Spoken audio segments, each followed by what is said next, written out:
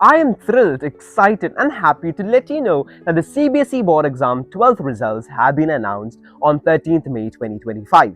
And I have scored an amazing 99.6% with a centum 100 out of 100 in 3 subjects and 99 in the other 2 subjects, with a total score of 498 out of 500. Thank you so much to all my teachers, to my mother, to all others for your support, for your wishes, for your congrats messages. It means a lot and it is truly a remarkable achievement.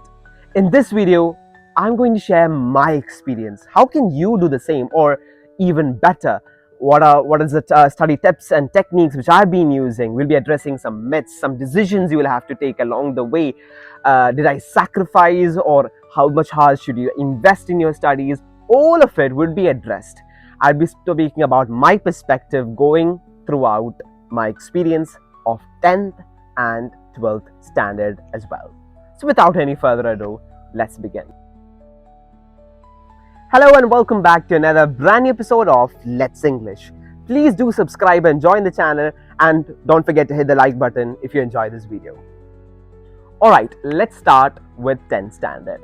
I've been following CBSE syllabus throughout. So if any students or parents are from state syllabus, make sure you go and check out the study tips and techniques, which are basically universal. Now, why did I choose CBSE? Well, first thing is it gives you a lot of exposure, and I've been following that same syllabus from my early age itself, so I'm more comfortable with it. Thirdly, all of the competitive exams are based on NCERT textbooks, so CBSE is the best choice if you are planning to write one. Now, did I have a clear plan of what I will be in the future or what I should do? The answer is no. I was confused. There were lots of options. They couldn't fix on anything. My initial idea was to do civil service or be an IAS officer, but still it had changes and lots of setbacks to it.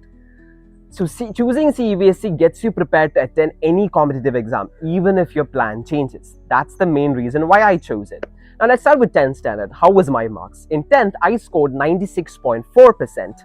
No centums, no nothing. My highest score was for social science 99. My least score was for math 93.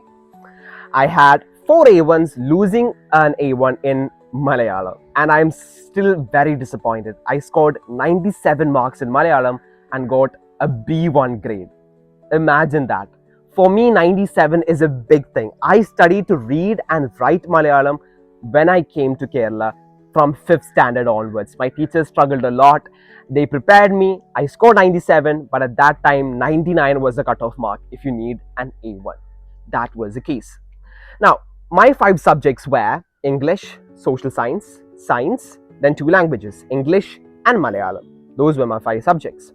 How was the study process? How many hours did I study? My viewpoint is not for studying 17 or 16 hours on a daily basis.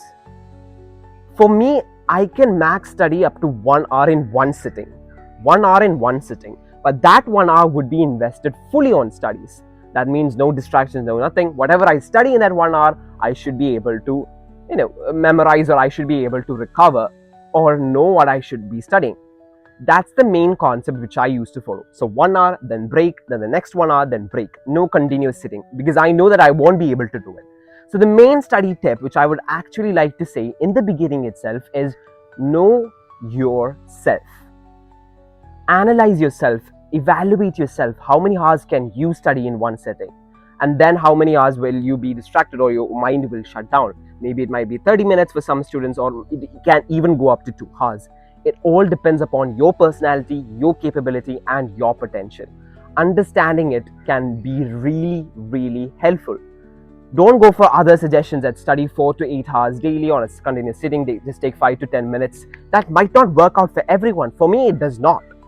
So always ensure that you have a clear idea of yourself and your study patterns. Now, 96.4 mark, which is again a 95% above, I consider it as a good mark. How did I do it? Basically, for the last 3 months prior to the exam, I didn't go to school. Last 3 to 4 months. Thank you, Mom. I did not go to school. I was studying from my home itself by referring to YouTube. Nowadays, you guys have a wonderful opportunity. There are lots of resources available across the internet. So I referred to YouTube classes whenever I had doubts. I invested on my NCERT textbooks. No guides, no tuition classes. Even in my 12th, it was the same process. The key is to understand your NCERT textbook. There is no absolute use in buying so many guides for different subjects and going through it, because at the end of the day, CBSE will ask questions from those textbooks or from those lines of the textbooks itself, be it MCQ or whatever. Nowadays, the competitive percentage have also been increased. I think about 40 to 15% of the questions are competitive questions. So those have to be understood only when you can go through the NCERT textbook. That's the main key. You can go through guides, but make sure you finish the NCERT textbook. For math, guides can be useful because you get lots of questions.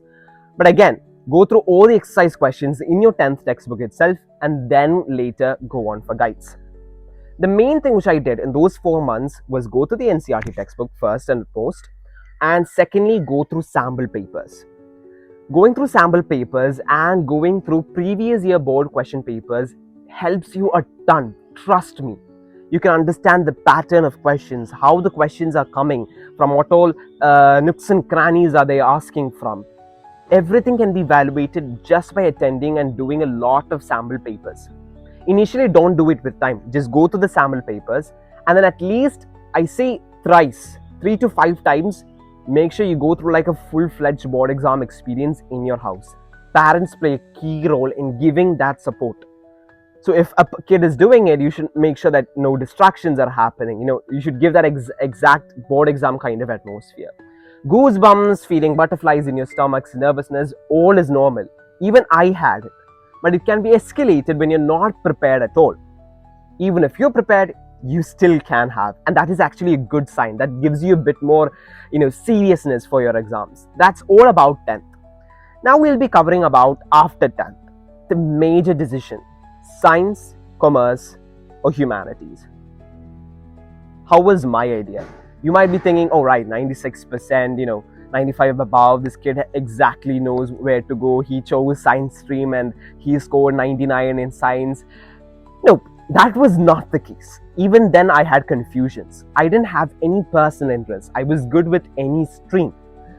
Then we evaluated. We asked to career experts, we asked to different people which stream we should choose. They all said the same answer. Consider your passion, consider your interest, consider your ambition. The problem was, at that time, my passion, my interest, my ambition were not fixed. Not all cases can be similar. Maybe some of you might be having a clear path, some of you might be still confused, and it's okay to be confused. I'm the living example of that. So those suggestions were absolutely useless to me. Then we actually considered about how it would be for science, commerce, and humanities. Here's an overview of the pros and cons of each stream.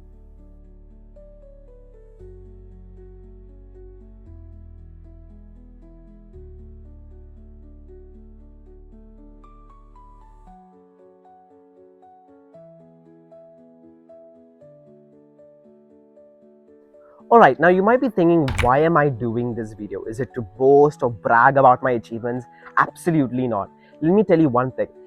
Getting first-hand experience from a person who has gone through the same can be really helpful rather than hearing suggestions from your neighbors or your members of society.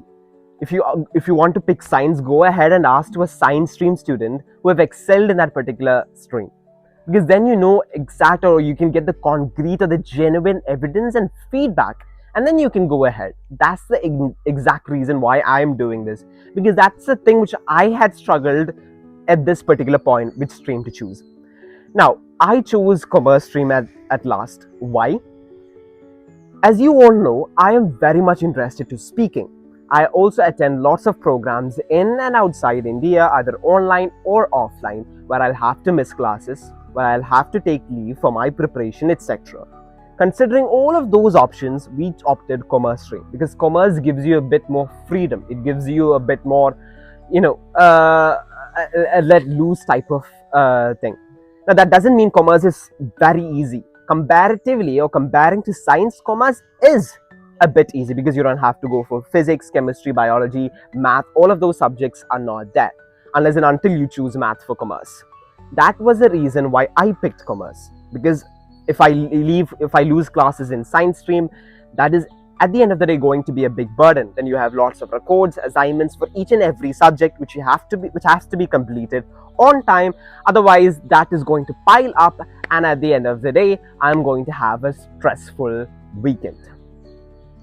Another common mistake or a myth which everyone does is parents push children to pick science, even though they might be having low marks in 10th standard. Absolute disaster of a decision. Science comes with some kind of societal prestige value, or when parents consider it as a proud moment. Yes, my kid is studying science. So for the neighbors or society's perspective, wow, that person would have scored very good marks in 10th standard.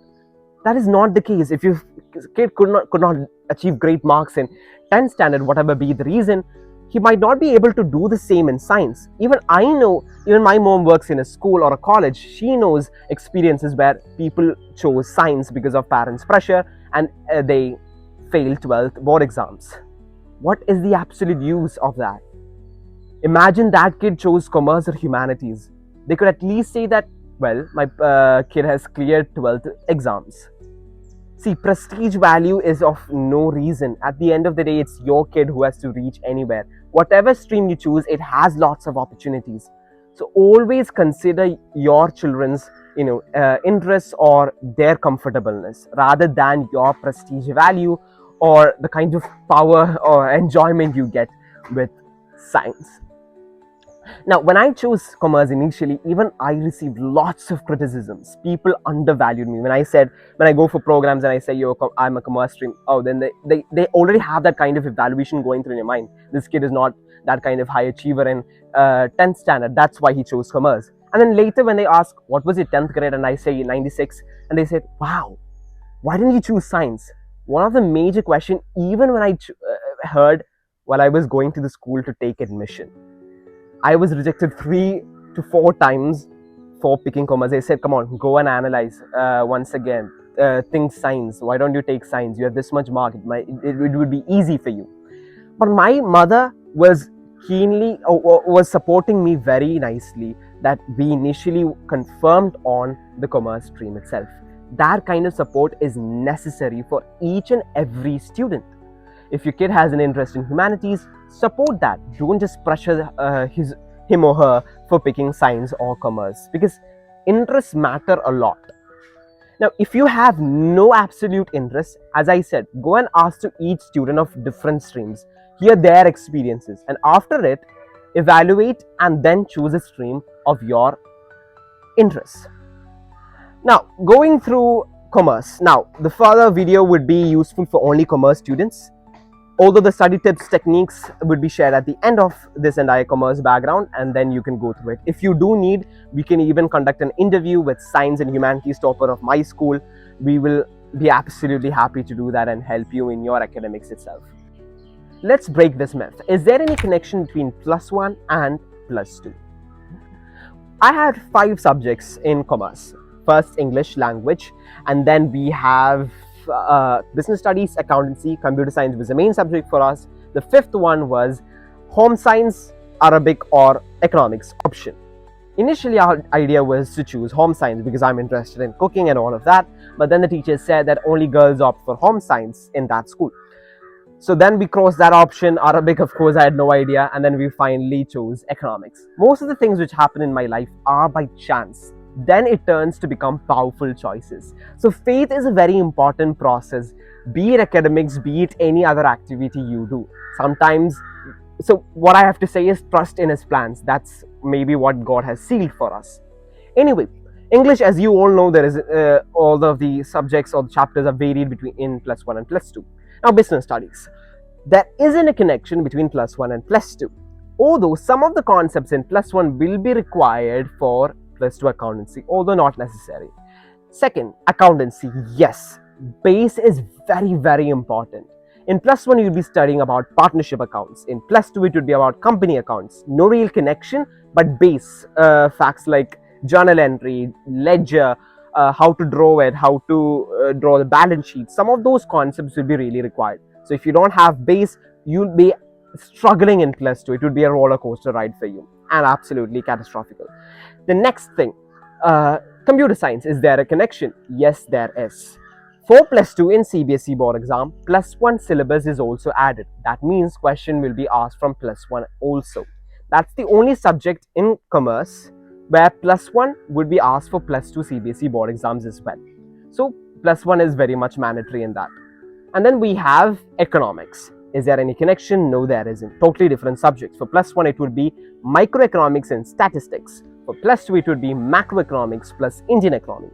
Although, for if you're planning to write CUET, that is Common University Entrance Test, in the future, plus 1 microeconomics will also be added in the syllabus instead of Indian economy. So one of the main things you should ensure is that you do not throw away your books after plus 1. Just keep with you accountancy and microeconomics. These two make sure you keep these two subjects, because if you are planning to write for any other entrance test, it would be required for you for your preparation. So this is about the connection. Now, why am I stating this? To break another myth. Let's enjoy plus 1 and work hard in plus 2. That is a plan which 99% of the time it doesn't work. It's an absolute failure. What I would suggest is, why don't you balance studying and enjoying in both plus 1 and plus 2 rather than sacrificing one for another? That's what I did. Now you might be thinking that I am a complete bookish person. Absolutely not. I was assistant school leader and school leader in both those years at Ansar English School, Perimbilau.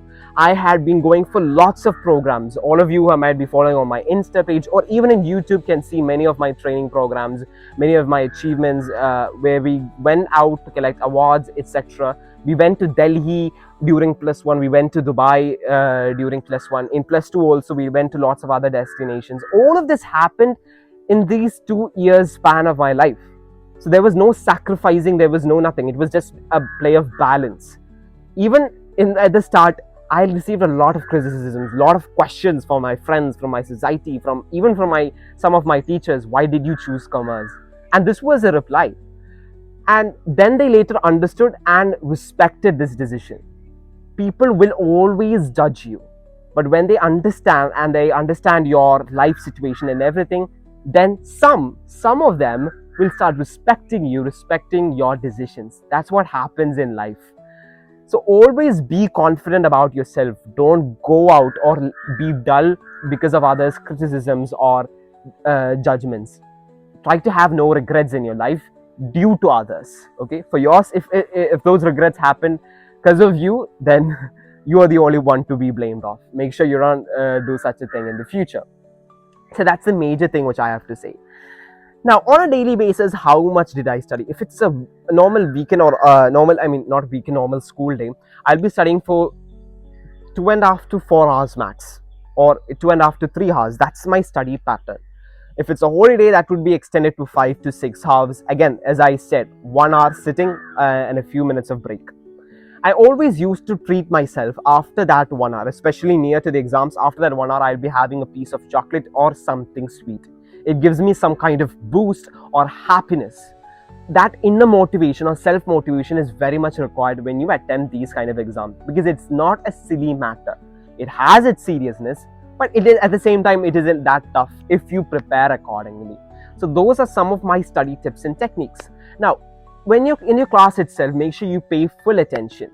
Make sure you underline stuff in your textbook beforehand. Otherwise, in your revision, going to the entire textbook might not happen, especially if you're not a fast reader. Now, how was I in my classes? If you have any doubts, you can even contact with my friends. I did not really be in classes. For the first 3 periods, I might be very energetic, but then later on, I'll be leaving for programs. So what I'm saying is, I do not attend that many classes. I'm not a person who loves to be sitting in the classes in that 4 wall and keep on studying over and over again. That is not my niche or my way of studying. I would like to be engaged always rather than being fixed on a particular thing. So again, as I said before, understanding yourself is a main criteria. If you have no idea of who you are, of how do you behave or how do you study, then you automatically turn out to become big zero. You will be moving on because of some other pressure or motivation rather than your own vision or purpose. For 10th and for 12th, I had short-term goals. For 10th, my goal was I have to get good marks. Only then can I get placed into a good school with a scholarship or by merit. That was my short-term goal. For 12th, again, my short-term goal was I need to have good marks. Only then can I go to a very good prestigious college or by scholarship or by merit purpose. Those were the short-term goals which I had. Now, why do I call it a short-term goal? Because as I said, I was not fixed about my ambition or what I should do after 10th or 12th in the future. So these short-term goals were my vision, were my purpose, which led me forward. So make your goals in that type of way. If you have no idea, then make it a short-term goal and make it, and tell to yourself only when you have good marks can you go into a very good college, because that is a fact. So those are the main study tips and techniques which I have to say. Now, as I said, even in plus 2, I did not go into any tuition, no guides. Only sometimes teachers might be giving me some guides to refer for some more additional questions. That's what I did. For computer science, it was a very easy subject for me because my plus 1 base was perfect, was pakka. So what I entirely did for computer science was doing sample papers over and over and over again. I didn't even have a perfect notebook for computer science. You can even ask to my teachers or friends if you do not believe me. That was the case. So only thing which I did was doing sample papers over and over again, getting familiarized with the question patterns. For accountancy is a subject which you will be struggling. The beautiful thing about commerce is everything is new to you. You're not studying based on what happened in 10th. All of the subjects except English are new or something. You're learning something new. But if it's science, you're learning the same subjects but in advanced version. Humanities, again, everything is new. Now, again, as I said, I chose commerce because of these options. You might be thinking, then why not humanities? Humanities has political science, has these kind of elements connected to history, which I'm not at all interested about. That's why we chose about commerce. Now, coming back to my point about commerce. Now, how was the board exams and how about accountancy? How can you ease accountancy? Because the 3 subjects where I secured a ascendum was business studies, accountancy, and economics. Business studies is likely to be easier for some of you. Accountancy and economics, you are going to struggle. For accountancy, other than my classes, other than my NCERT textbooks, I also refer to online platforms, especially YouTube, and this person called Rajat Arora. That person's accountancy classes are amazing. It's in Hindi, but you can still understand and catch up a lot. What I would suggest you is don't go for Malayalam explanations because you will have to write it in English, not in Malayalam. For understanding, okay, but even though it's perfect to go through English channels or English classes if you can find it so. For accountancy and all, it's not a problem because again, it's all about numericals and everything. Now, another common perspective, I don't like math. So science, no. Commerce, no. Let's pick humanities. There is no math subject.